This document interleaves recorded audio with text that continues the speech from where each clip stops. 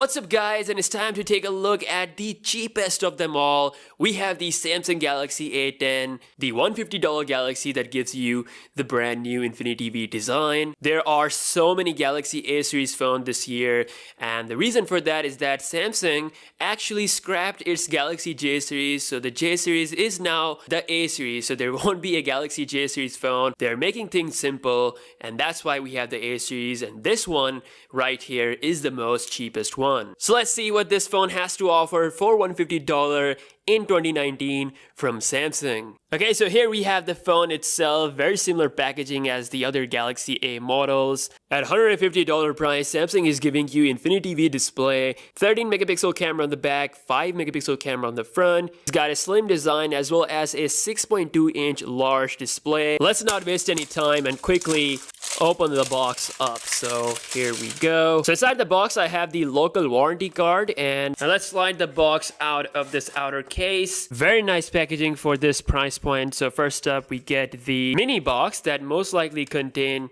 some paperwork. As you guys can see, the quick start guide, and it's also in Urdu as well. And then we get the actual phone out of the box, the Samsung Galaxy A10. And before we take a look at the phone, let's look at the accessories. So first comes the charger, and this is obviously not a fast charger out of the box, which is expected from Samsung at this price point. Then comes the USB cable, which is actually not Type-C, so again, something I also expected to happen at this price point. Then you also get the normal headphones out of the box. So straight up, no fast charging or Type-C connector, a bit disappointed, but this is a very cheap price, so can't complain that much. Alright, so here is the phone, and I gotta say, look-wise, it is looking pretty good. It feels nice in hand. Despite having a 6.2 inch display, it doesn't feel a large phone thanks to its beautiful Infinity V design. Now towards the back, it is rocking a plastic build quality, and because of this finish, it doesn't feel cheap like their older phones used to be. There is a single 13 megapixel camera on the back, which is in vertical position with the LED flash. You also get a speaker on the back, possibly at the worst position ever, because every time you're gonna place the phone on the table, it's definitely gonna affect the sound. Now towards the bottom, you can see the charging port, which is not Type-C, as well as the headphone jack. Power and volume rocker can be seen on the right of the phone, and towards the left you get absolutely nothing, so no Bixby key on this phone. Okay, let's quickly get through the setup, and this is the best part about this phone because it is the cheapest Galaxy phone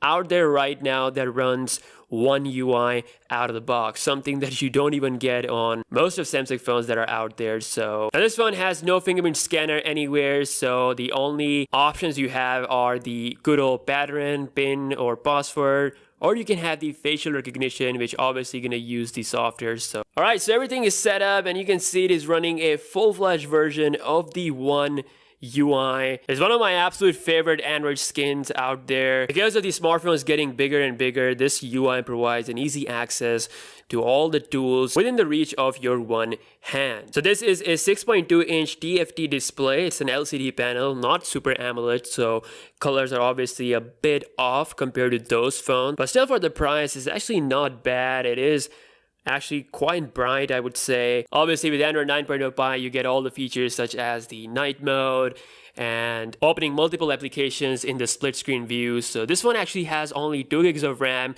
with the Exynos 7885 octa-core chip. So it might not be able to keep all those applications in the memory, but with the Exynos chip that is inside, it should be able to give you a smooth experience through the UI. If you're just gonna use this phone for simple tasks such as sending emails or using social media applications, browsing, for gamers, I definitely won't suggest buying this phone. And as far as the One UI look goes, it's very similar to what I get on my Galaxy S10. Pretty much the software look and experience of that phone is here with this $150 phone, so that's actually pretty dope. Obviously not all the features are here, but still you get almost 90% the same experience. As you can see, it is the One UI version 1.1 based on Android 9.0 Pie. Now let's take a look at that camera UI. So this is looking very similar to the S10 Plus camera UI look. You got all the modes here, left and right. You can switch between front and back camera like this by just swiping around. This camera allows you to shoot videos up to 1080p HD, and there's a 5 megapixel camera up front that just allows you to take selfie,